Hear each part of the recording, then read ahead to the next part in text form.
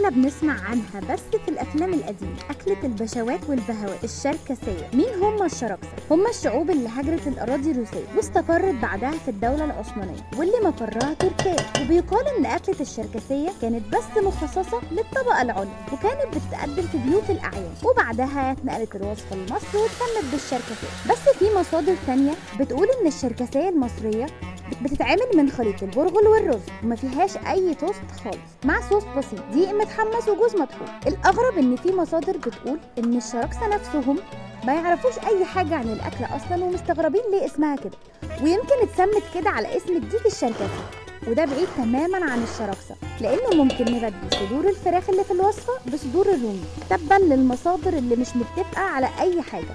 وبصراحه اللي مخليني مش قادره اجزم قوي انها اكله مصريه اعتماد الاكل على عناصر مش منتشره قوي في المطبخ المصري زي التوست وعين الجمل والكريمه. هي بسيطه جدا بس غنيه قوي، لا مش قصدي فلوس بس، قصدي كمان نكهات.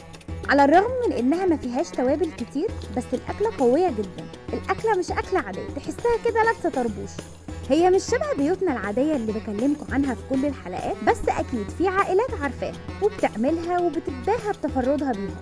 الشركسيه اكله من طعم البيت.